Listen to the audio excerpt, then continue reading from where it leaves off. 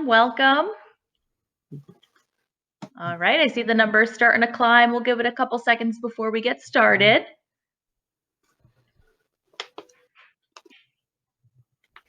All right, they're starting to level out now, so we'll get started.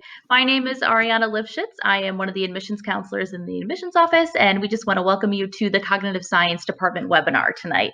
So tonight we have faculty from the Cognitive Science Department here to share a little bit about all of the majors within the department. Some of you may be familiar with the webinar platform that we're using right now, but just as a reminder, Chrome and Firefox are the two best browsers to use. And if you do have any issues or any glitches, just feel free to quickly refresh your browser, and that should bring you right back with no problem. We do have a moderated chat as well, so feel free to type in any questions into the chat box. It is moderated, so I will see the questions before they move into the chat box. I'll answer questions throughout the webinar if they're admissions related, student life questions, anything like that. So you might see those pop through first, and then we'll save all of the questions for our panelists afterwards. And please only submit your question once. I will see it, I promise, but it might just be waiting in the chat box for a little while. So right now, I will pass it over to my colleagues.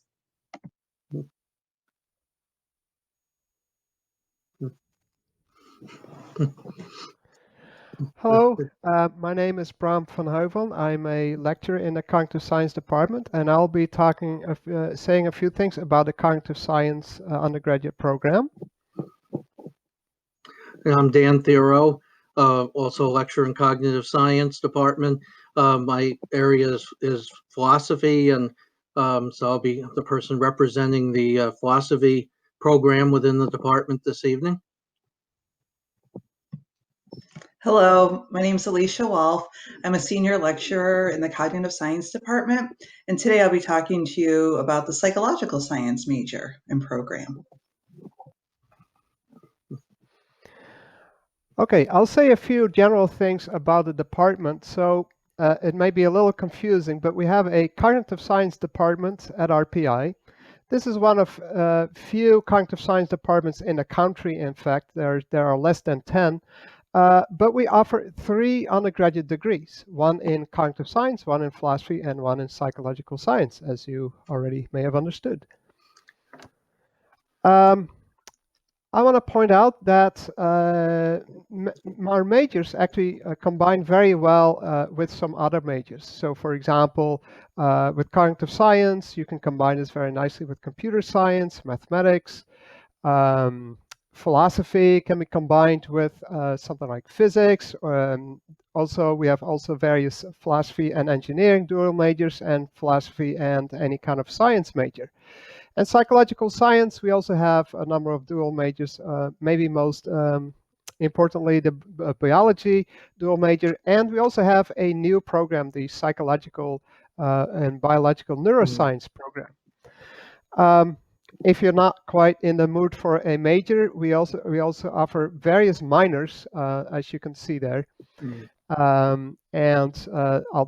won't name them all, but there they are.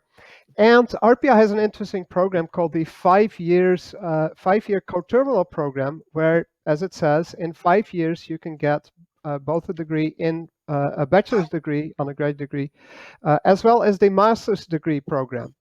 And any kind of funding will in fact be transferred. Any details, probably Alyssa may be a little bit more familiar with. Okay. And then our department puts a pretty high premium on research. We have a number of faculty who do research. We have something like 8 different research laboratories. And other kind of groups and concentrations. And again, here you see the list that again you can read for yourself. But the nice thing is that undergraduates can often help out in these undergraduate programs, and in fact we highly encourage this, because this will give you an educational experience that goes beyond just the classroom and the normal courses. Okay. So now we go into the individual programs, and since I am the director, you might say, of the Cognitive Science program, I'll just continue talking here. Subtitle, 100% Awesomeness. Okay, so cognitive science is a very interdisciplinary field. It combines philosophy and psychology, not surprisingly. You've seen those pop up a couple times, but also neuroscience. Computer science is a big part of cognitive science because the sort of the running assumption among cognitive scientists is that cognition basically comes from our brain, and that our brain is basically some kind of organic-based computer. And so understanding something about how computation works may give us some insight in maybe into how the brain works, not necessarily at a sort of a low neuroscience, neural firings level, but maybe at a more abstract level, how information is indeed being processed by us. Linguistics and anthropology are some further fields that make up cognitive science. It is a very, very interdisciplinary, an inherently interdisciplinary field. Mhm.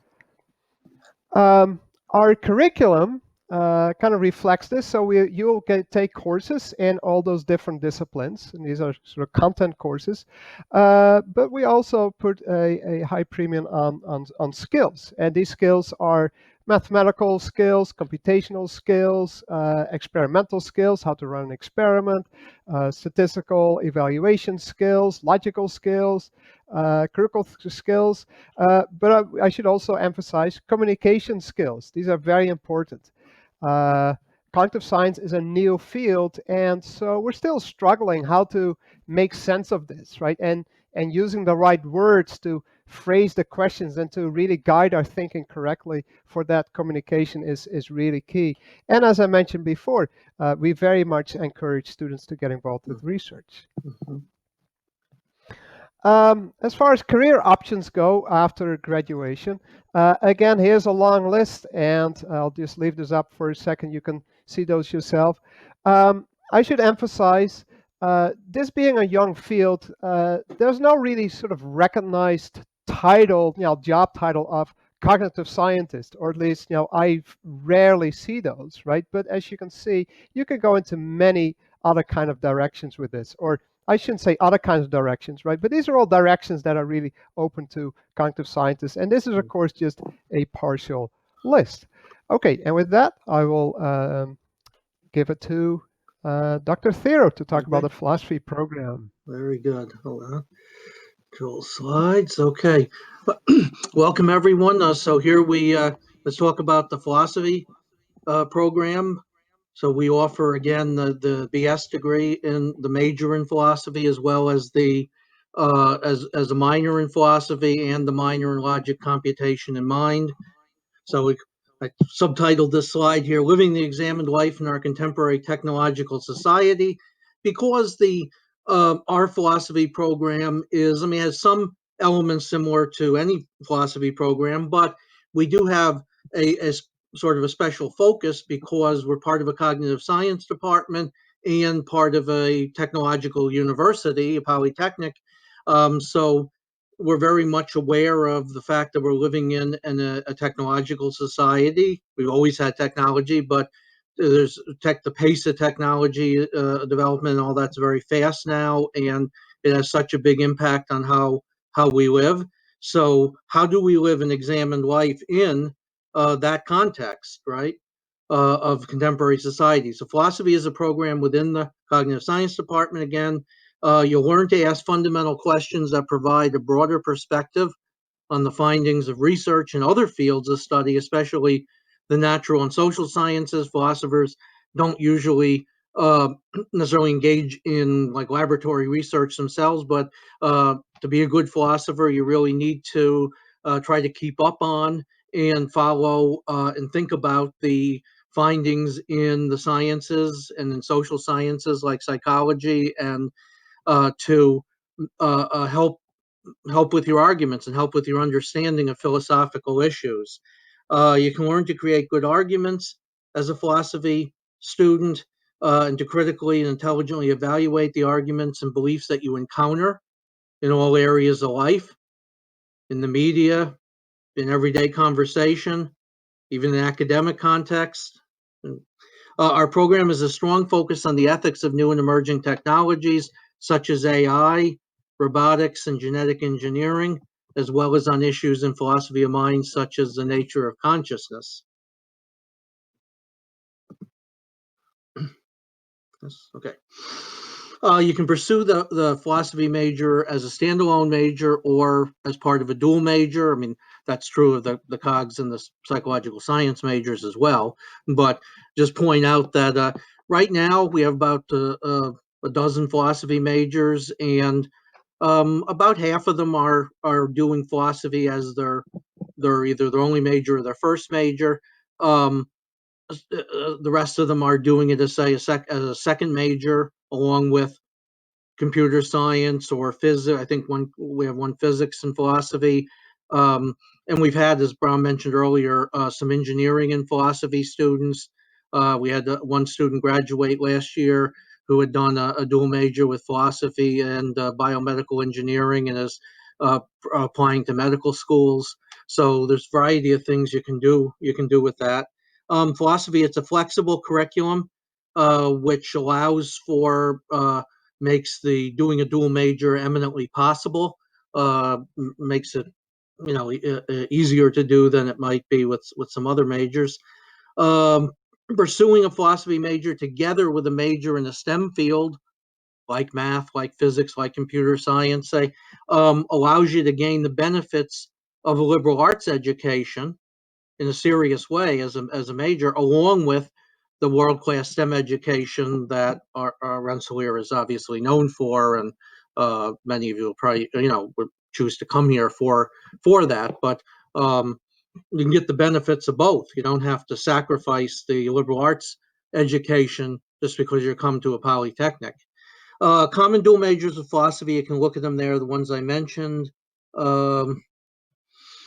Oriented to the future, ethics and new technologies, logical and analytical reasoning, nature of mind and consciousness, nature of sciences, skills one develops as a philosophy student, logical, critical, analytical skills, asking and refining fundamental questions, developing, getting better at clear and precise writing, and coming to be better at recognizing ethical issues that you encounter in everyday life and in science and technology and society.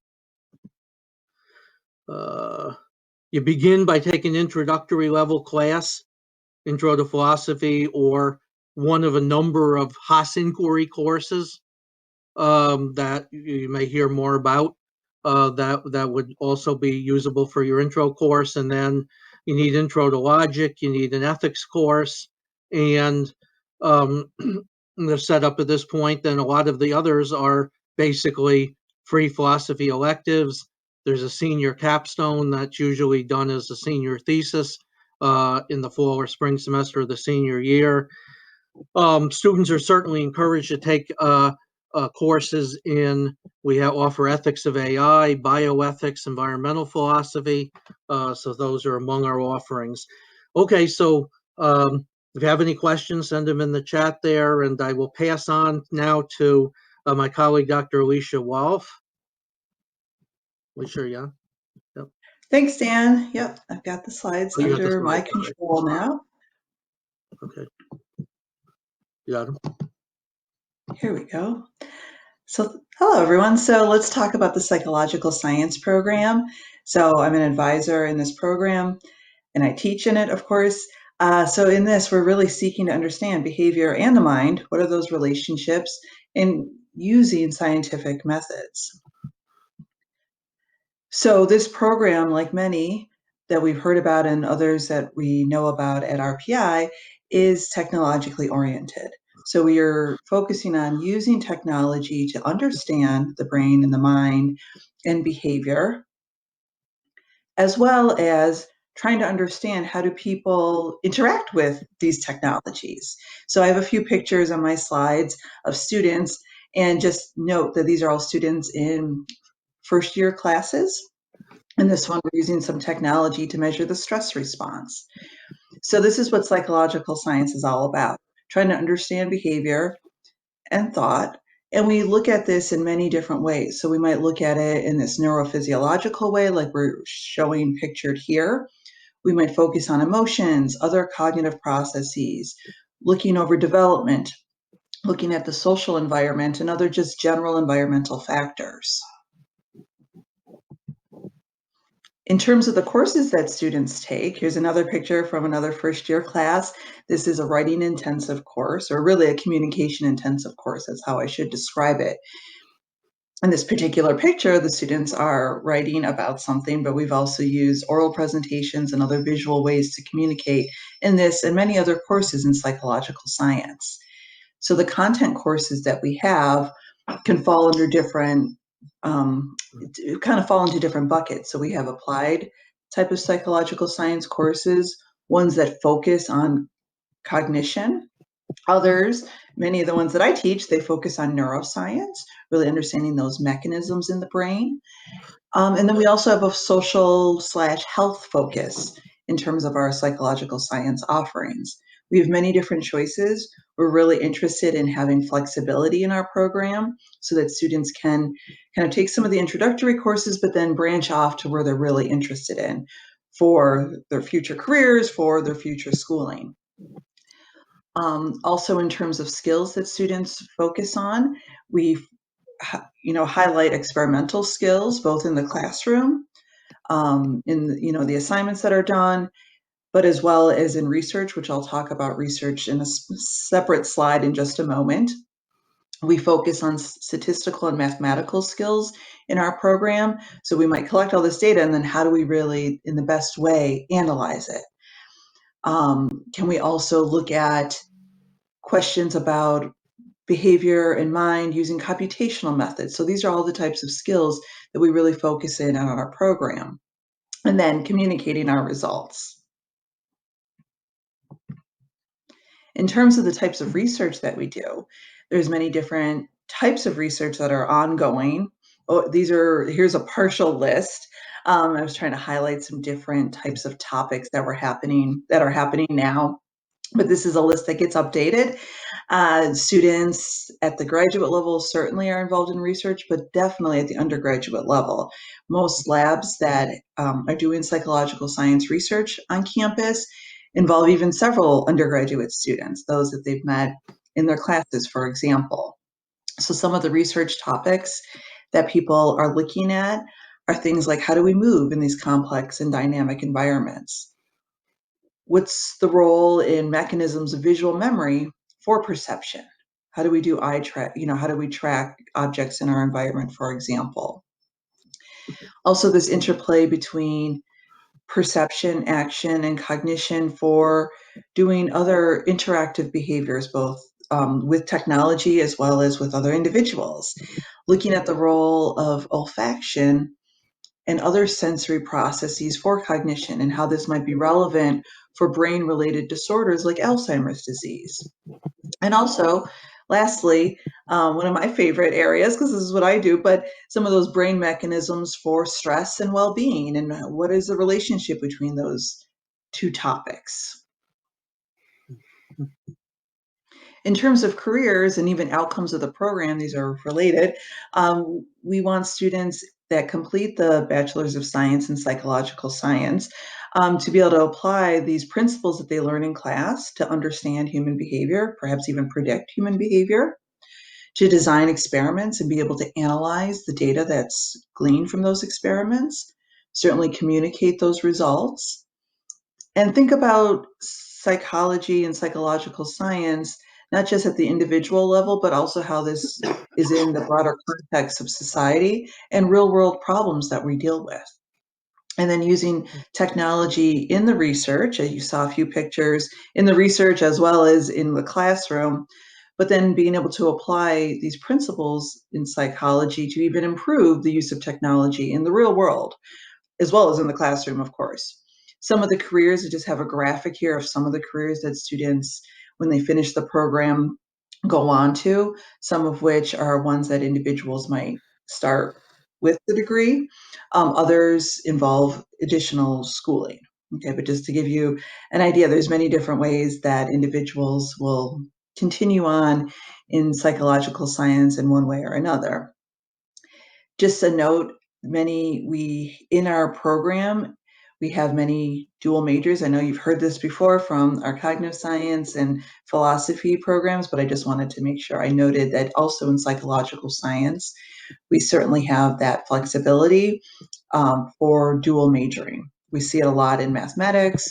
We see it also in other engineering fields, in health-related fields. So pre-health students are often taking our classes in psychological science. As well, we have a new major that's housed in biology, in the biology department, but it involves many of our courses, and this is a new major in biological neuroscience, just to give you a sense. And that's it for my spiel about psychological science. I'll go to this slide so that we can deal with questions. Thank you. Thank you all so much. We have some great questions coming through, so I'll read them and then we can just kind of go through one by one. So the first question is, how old is the cognitive science department and how are the students in that department doing relations-wise with other colleagues and professors? You're muted, Brom. Yeah, okay. Oh, I think you're muted. Now we can hear you. So I have been at RPI since Perfect. 2000, and we had a cognitive science department at that point. So frankly, I don't know exactly how old the department is. It's from before 2000. I don't think it's much before 2000. I do know historically, RPI had a philosophy department separate from a psychology department. And at some point, and I believe this was early 90s, they merged into what has now become the cognitive science department. The second part of the question, well, okay, in terms of the programs, maybe the question was more about that. The cognitive science program only came to be in 2010. The philosophy program, I think we've had for a long time. And then about psychology, Alicia, maybe you can do that one. Yeah, we had a program in psychology, as Bram was mentioning. It's honestly before my time also in the department, but the psychology program was a separate one that kind of merged all into this cognitive science department. But in the last few years, we've actually completely revamped. The program I told you about is our new and improved psychological science program. Right. Yeah, I think philosophy's been at RPI for a very long time. I think it was one of the first, I don't know if maybe even from the beginning, but it was one of the first, if not the first, humanities areas that was offered as in the curriculum. Okay. Yeah, I think it goes back to the 19th century. Yeah. Probably. There was a second part of this question, Ariana. Can you repeat that again?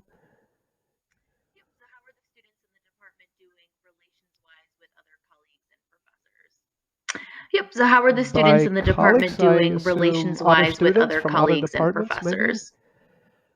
Yeah, that's kind of how I understood it, but Avery, if you have any follow-up questions after this, feel free to. Yeah, that's kind of how I understood it, but Avery, if you have any follow-up questions after this, definitely really feel free to put them I in mean, the chat. it's a small schools, and all of our programs are fairly small. So we, the three of us are basically the advisors for basically all the majors in the respective programs, and and we know everybody personally. So that's a good connection, at least with your advisor. As far as the faculty go, well, maybe then, Alicia, can you talk about this a little more? A little lost for words. Alicia, you want to go first, or? Yeah, I mean, I don't know if the question's about.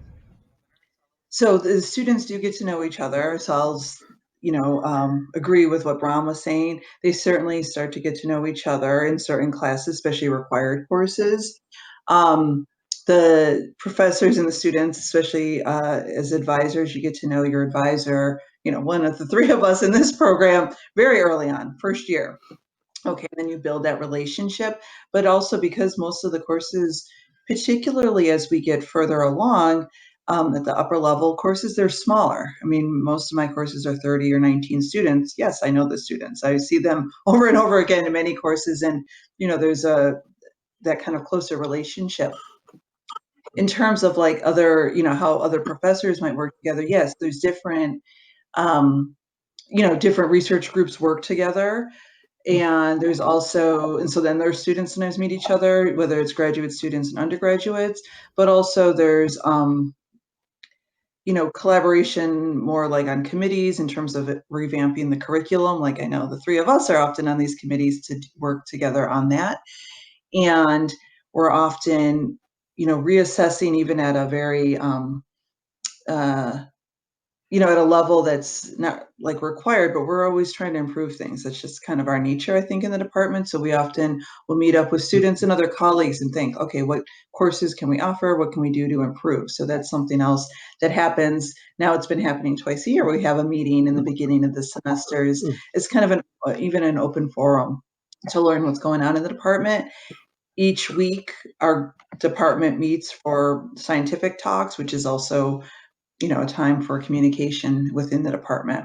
And there's, many professors, I guess speaking for myself at least, but I know that this also happens. People in our department work with people in other departments on campus too.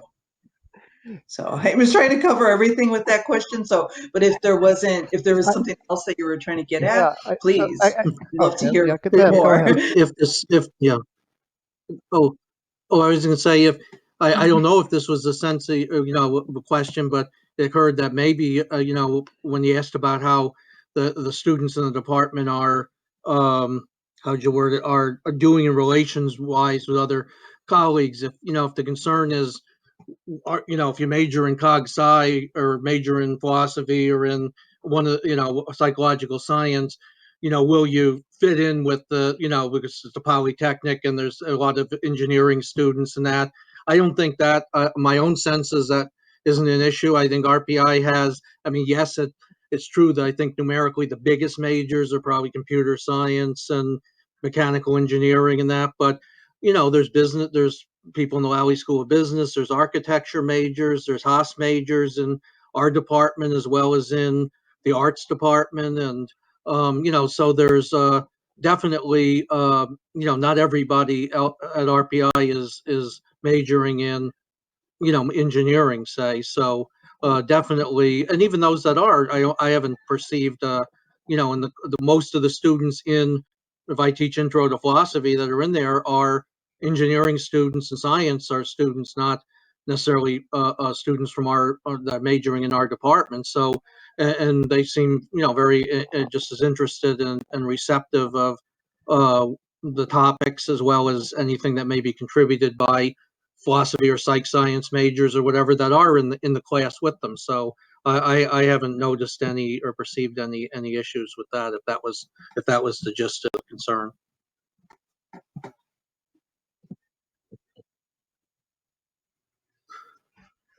That was a great point. We do have so many different introductory courses that students are taking between different majors. There's core courses within the School of Humanities and the School of Science that students are taking. So all of our students really describe RPI as more of a collaborative education that they're getting, where they're always working with different students on projects, and you just meet all different types of people from all different walks of life. So I hope all of that kind of covered your question, but definitely feel free to type anything in the chat box if you have any follow-up questions. So lots of questions coming in now. So the next one is it possible to switch your second major halfway through if all you're your majors pursuing can a be dual changed major at program? any point. You can declare, you can drop, you can add, right? But of course, it's going to be all about timing, right? If you're in your third year and you declare a new major, good luck, right? But in the second year, it's certainly possible to switch majors, and often, it shouldn't be much of a problem. Certainly, I would say for our three majors, the requirements are less than, say, an engineering major. For engineering, basically you have to do this from day one. You just don't have a lot of leeway. But I think all of our programs, you could and many students are adding this in their second year, and they can finish the program no problem.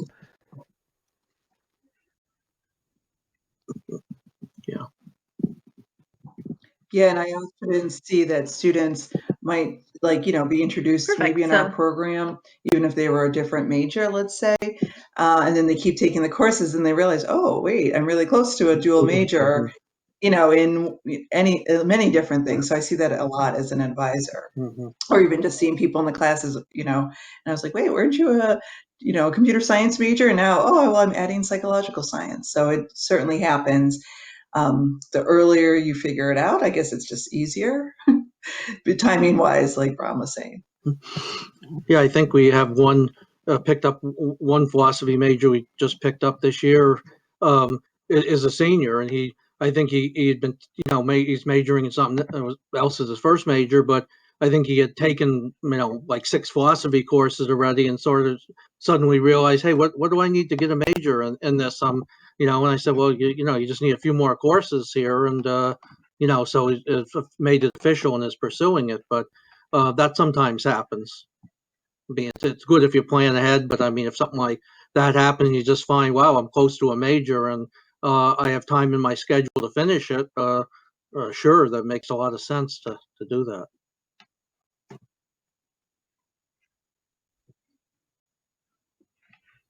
Definitely. So going along the lines of dual Alicia, you majors, wanna what's do the that one? difference between a dual major and then taking a major and a minor?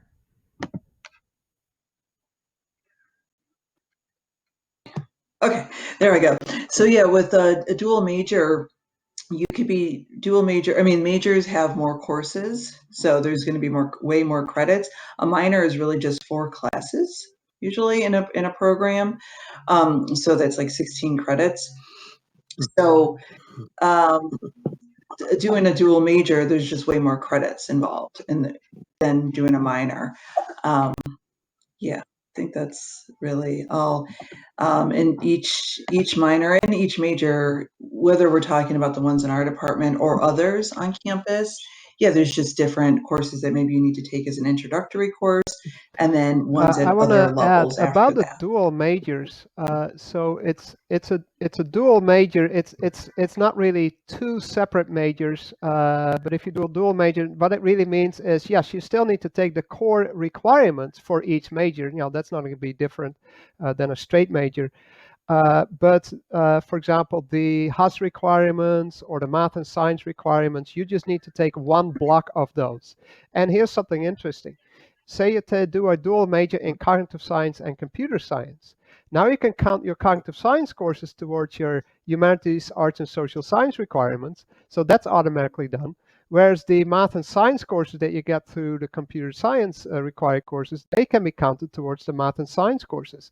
So all of those other requirements are automatically done. So basically, if you just need to take the core requirements for cognitive science and computer science, and it'll automatically satisfy all the other requirements to here at RPI, including the communication intensive requirements, the Haas inquiry requirements, the whole list. I mean, that's why we set it up that way. That's why Alicia was saying we do so much thinking about a curriculum to make all of this as flexible as possible and get you as much bang for your buck.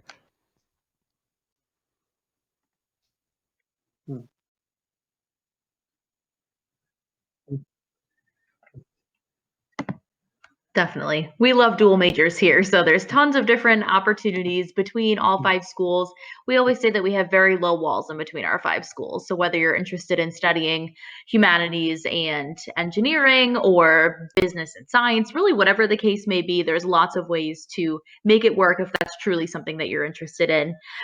There's a question about dual majoring with cognitive science, and they've talked a little bit about it, but it is definitely possible. I'm speaking from experience. 2 of our student ambassadors that work in the admissions office are cognitive science majors, and they have a dual with computer science. So that's just one of the many different ways that you can combine cognitive science with something else. So let's see.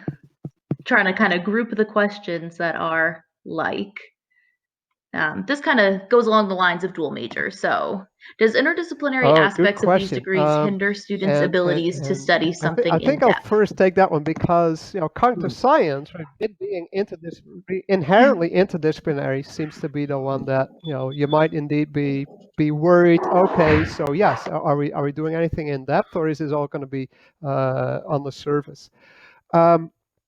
So yes, you'll get content courses from a bunch of different disciplines, from neuroscience to philosophy, psychology, computer science. But there will also be a number of electives that you need to satisfy to cognitive science elective, and with those you can really go in depth. So, right. So if after having had an overview of all those different fields, you say, within cognitive science, I'm really interested in, say, artificial intelligence. Okay, well then you can take your electives and really now do some in-depth artificial intelligence study. If you're more interested in cognitive neuroscience, you can go in that direction with your electives, right? So with your electives, you can definitely go more in depth. And the core courses, I mean, even the overview courses, I would say they're pretty rigorous. I mean, I'm looking at some of the things that my colleagues are teaching. I'm like, wow, that's good stuff. Wow, I'm learning something here, and I've been in the field for more than 20 years. I mean, I have Alicia sometimes, come over to my introduction to cognitive science overview course, and she'll give a guest lecture, and I always learn something from her. Um, it's I mean, we're good faculty here who know a lot and try to pass it on to you.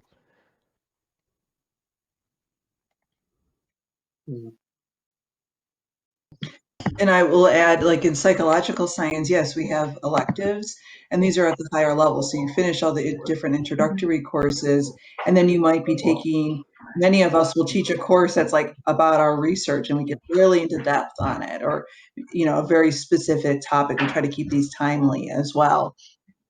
The other thing is, and I kind of didn't mention this, I wasn't getting into too many details, I guess, but we, in psychological science, we also have a culminating type experience where students do research on their own in depth, or they'll take a like advanced seminar course, as we call them. And these are courses that are, again, at depth, they're almost like graduate level type courses, where you're really focusing on a very specific topic in psychological science that you've had the backing because you've taken these other introductory courses.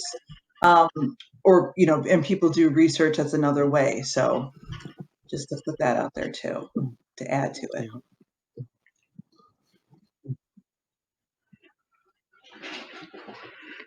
All right, perfect. So next question is, what career options are available for cognitive science with a focus on linguistics? Okay. Some programs So tend that to lead question to is for speech me, clearly. pathology. I'm interested in voice recognition and So AI. linguistics, yeah. So you're right.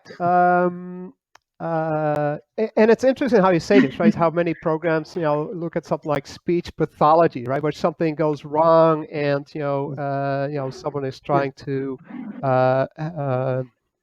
help this person who may have problems pronouncing words. See, cognitive science really isn't about when things go wrong. Cognitive science is really about when things go right. How does a functioning cognitive system, how does this really work? And so, indeed, I think with that already, you're sort of more going more already in a direction of something, indeed, of how can we do indeed speech processing, speech recognition systems, also because our program has a very clear computational emphasis.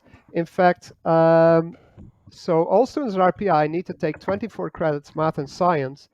And for the cognitive science major, we've basically decided these are the courses in mathematics and in fact a lot of them in computer science that you will need to take to satisfy this math and science requirement. It's a little cheating, right? We're kind of saying, well, these are not core cognitive science courses, but in a way they sort of are.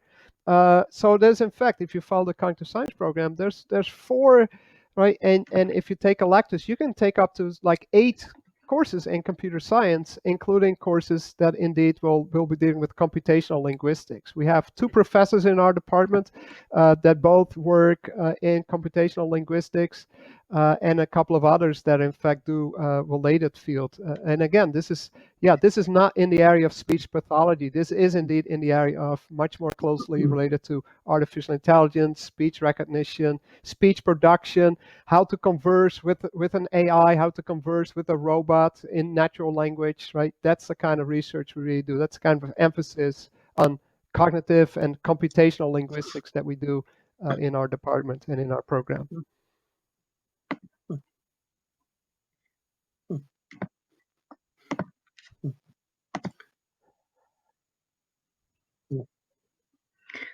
Great. So lots more questions coming through. This one is, does philosophy and cognitive science majors both have the same research opportunities you wanna as start? psychology? I know some of these things have been touched on a little bit, but Well, research opportunities. Okay, so well, you're going to philosophy typically, as I said, philosophers don't usually have labs as such, but I had a senior philosophy major work with me I had two working with me last semester, spring semester, and one of them continued over the summer, um, analyzing papers, reviewing them, and giving me information on them to help with. So they're helping with the research that I was doing, and they were learning a lot, I think, along the way with that as well. Um, Again, as part of the philosophy major, you would do your senior capstone, which most people have done as a senior thesis. And I've had a number of students, work with me on as their thesis advisor for that. And so they, you would have that research experience as far as, working with primary sources and putting together a more substantial paper than you probably would for any regular course with that. And I would like to add that yes, I mean all of our labs and research groups are open to anyone as long as the faculty leading the research group says yes, you're in, and I could use your help, right? So it's just a matter of seeing what we have in terms of research groups or labs, see what your interest is, and then just contact that person and say, okay, this is who I am, this is what I'm interested in. I've already taken these or those courses, because that typically helps, right? Now the faculty member may say, okay, but in order to be part of the research groups, you really need to take this other course too. Okay, you'll take that course too, but but then maybe after that, the faculty member is perfectly happy to take you in. And it doesn't matter what your major is, right? We really don't look at this, right? Really look at sort of what your coursework and interest really is. I mean, that's really the biggest factor here: interest and just motivation to want to help out. Like Dan, over the summer, I had 5 different research groups. I went all out. Right, I had about over 20 students, helping me out with all kinds of various projects, and and they were from all over the place: computer science, game studies, information technology, and many of my projects, in fact, are sort of philosophy oriented. I do a lot with logic, right? That's a branch of philosophy. Mm-hmm. Mm-hmm. Yeah. All right, that's good.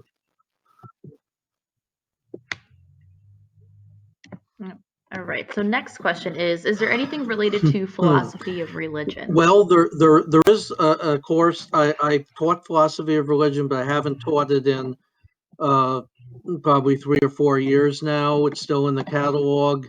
In the meantime, I've had a student do an independent study on comparative religious ethics under my supervision.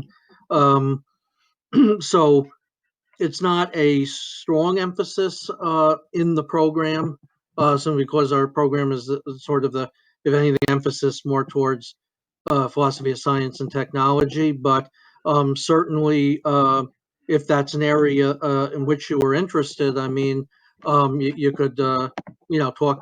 If you were here, you could talk. In the department, you could talk to me about.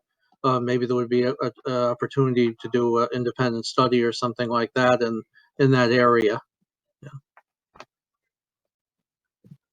Great.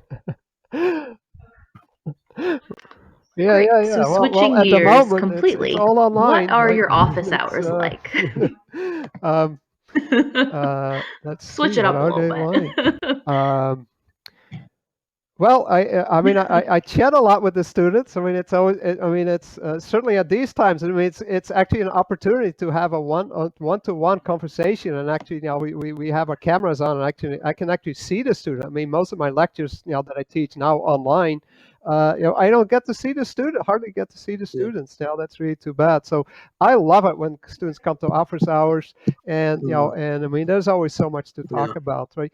Many students think that they only come to office hours, with a specific question. No, just show up and let's have a talk. And and you always learn so much, right? Just from each other, just talking about this. It gives me ideas, right? What your interests are, right? And you'll get ideas from me talking to you.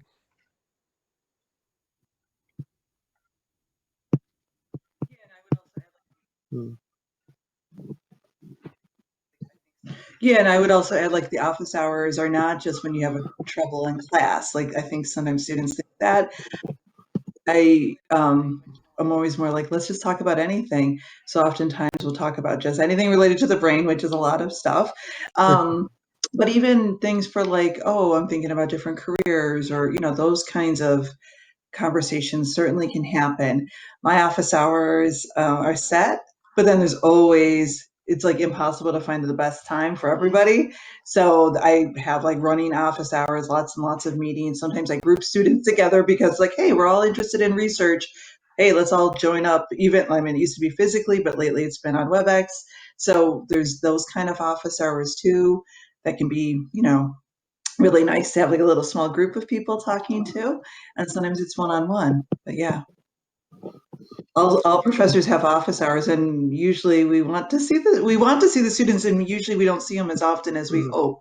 That's what I meant to say. It's like, please come. I used to have candy, Brom knows, in my jar, my brain-shaped jar in my office, which I miss, but I'll be back there soon enough. And yes, I have candy. Please come. I don't want to eat it all. And hopefully, at some point, we'll be back something like normal on campus and have office hours in person again. I mean, we had normally in person office hours. I didn't have somebody come every day, but usually I'd have a couple people a week come to stop in and talk about things, or to just check on something or whatever. From my own experience, I haven't had too many people interested in office hours since we went online. They send questions or things in chat during lecture, but or they send me an email. I get a lot of emails from students about different things, and answer their deal with, address their issues or questions about material or exams or papers or whatever there. I mean, but if people want to do office hours, we're very happy to do office hours. It's just hopefully if you come in the RPI Yeah, next let's fall, hope maybe we'll so. be And in our we'll see. department, actually, Back many to of the faculty we're have our hoping. doors open. I know all the three of us, we always have Yeah. our door open when we're in our office. And yeah, and frequently a student will just kind of knock on the Yeah. door, kind of pop in their head and go like, do you have a second? And typically we do. Yeah, we'll make time. Sure. Happy to talk to you. Yeah, that's right. Yeah. Definitely. So we have about 12 minutes left, and there's a couple questions relating to careers. So I want to save those for the end. But there Oh, is a question that's that's, a what's the hard primary question, right? difference I mean, between these so I three assume programs? many of you will have seen Venn So diagrams, right? With the it could overlapping either be a really circles, easy right? question or a really So, I hard mean, question. yeah, we got these three circles, and there's definitely overlap, right? So cognitive psychology is clearly something that's, overlap between cognitive science and psychological science. Philosophy of mind is an area that's between philosophy and cognitive science, and not sure what's between philosophy and psychological science. Not, not quite there. What are some differences, though? So I often actually do get the question: what's the difference between psychological science and cognitive science? And the way I answer this is, and Alicia may disagree, or at least add or modify, but the way I often answer is, I see cognitive science as a little broader. So like I said, a little more interdisciplinary. So you got philosophy and computer science with it, in addition to cognitive psychology. And I think the other thing is that psychological science tends to focus on humans, whereas at least ideally, I would see cognitive science as a study of all of cognition, right? So at least that's the aim. Now, in practice, we focus on the humans too, on human cognition, right? But ideally, it's going to become a science that can classify minds of any kind, whether it's animal minds or computer minds or alien minds, if we ever encounter them, right? Then cognitive science can actually say something about that. So I think it's a little less oriented about the brain, say, but a little bit at a more higher abstract level is where we find sort of cognition. Alicia?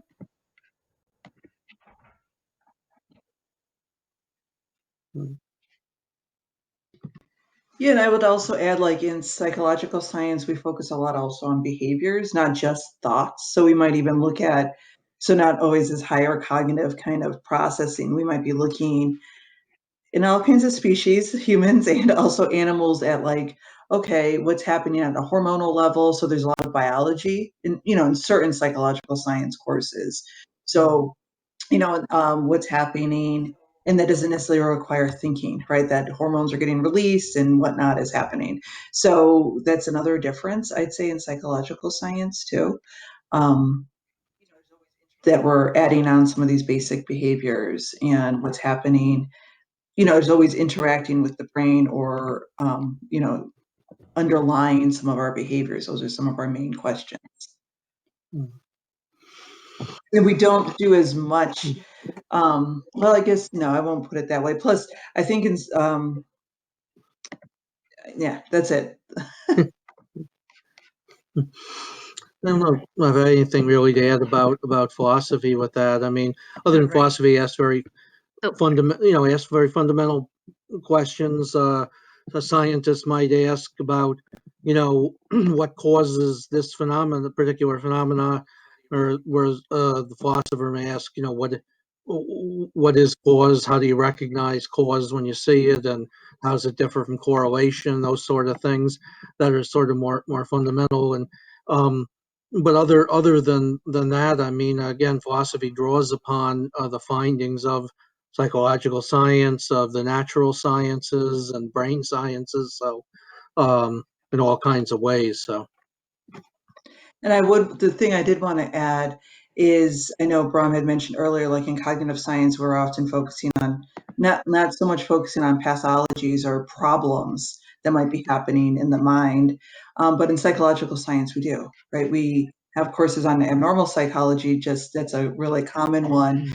Pretty much all of my courses always are clinically relevant. We focus on some clinically relevant questions about what's happening at a cognitive or behavioral or brain level for many different types of disorders or diseases we encounter. Okay, and we're curious about finding ways to improve functioning in people. So thinking about brain health and body health and those interactions with behavior.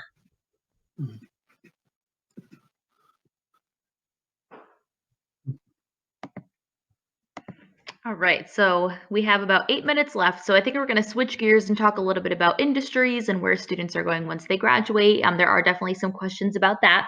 But before we touch on that, I do want to just put a link in the chat box. So this is to the Career Center's annual report. So I know some of you have questions about where students go, average starting salaries, all of those types of information is all located in that annual report. So you can feel free to look at that at any point for all majors at RPI, just to get a little sense of what our students are doing once they graduate. But now we'll kind of go back into this conversation. So the next question is, how and when do you see cognitive science being leveraged by various industries? And do you see this being developed in the primary sector or a specific industry? Here's where I'm in my ivory tower, and I teach my courses, and thankfully I don't have to think too much about what happens afterwards. Yeah. I mean, I talk to students, of course, who get jobs, and I try to keep track of that. But I am not too, I don't I have very few industry context. I do know that cognitive science is getting a lot of interest from. I mean, artificial intelligence is of course all the rage right now, right? And that's already, clearly connected to cognitive science. There's courses you can take in our department in artificial intelligence. In fact, you can take more courses in our department about artificial intelligence than in the computer science department. A good bit more, in fact. I would say our department does more artificial intelligence as a whole than the computer science department does. So already that's a good thing, but also AI researchers in industry are actually finding that actually, cognitive science has a lot of interesting things to say about artificial intelligence. So a little personal story. I was a computer science undergraduate, and I was really interested in artificial intelligence, and I started doing work on it. And like so many researchers, I ran into this sort of the same obstacles of, okay, I can get a computer program to do this one task really well, right? Very narrow task, but how do I get anywhere close to a kind of general intelligence, right? And I was just not getting any answers from the typical from computer science or engineering, right? But I went to graduate school in philosophy, and there I was getting a lot of answers. And I must say, cognitive science as a science as this broad discipline is providing researchers with a lot of insights, right? And a lot of surprising insights that actually are quite applicable to technology. So. Yes, and I think the industry is starting to recognize this. And our dual majors, the computer science, cognitive science dual majors, I mean, they're they're the hottest ticket basically at RPI, I would say, pretty much.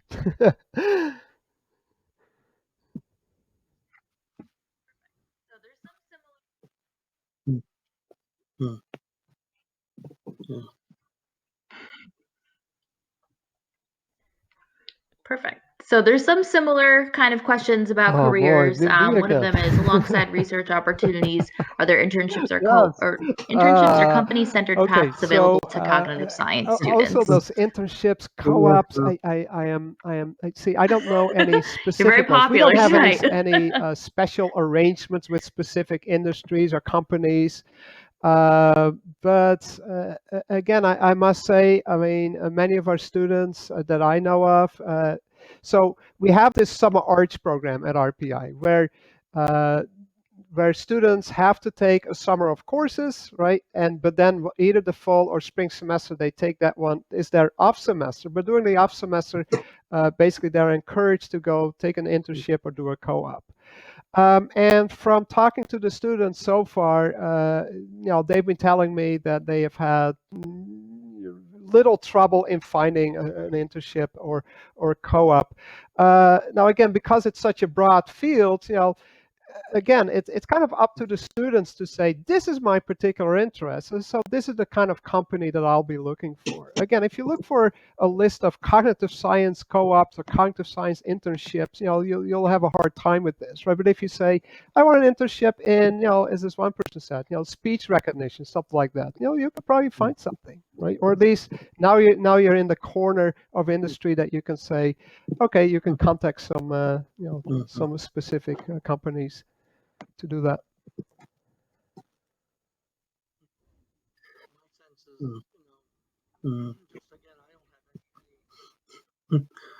My sense is, just again, I don't have any specific connections, but in industry. But my sense is that from students I've had, both majors and non-majors that have taken several courses with me, and that they tend to be, and their seniors tend to usually be sought after for jobs. Usually they get employment in an area that they're happy with and interested. I mean, I can't say that that's true for everyone, but RPI students in general, I think, are pretty sought after, and it's a real recognized brand, if you will. It's definitely a seen as a if someone's coming out of here that they've had a rigorous and solid undergraduate education, and that in especially in general these crazy are times, end up someone with getting some some decent critical thinking employment that they're skills, happy with. hey, that's a plus. Yeah.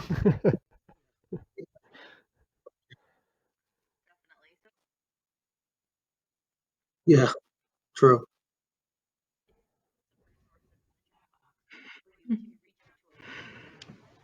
Definitely. So everybody had some great questions today. I think we mostly touched on all of them, but I did put some resources in the chat box for you to reach out to us with any further questions. So the first one is the admissions email address.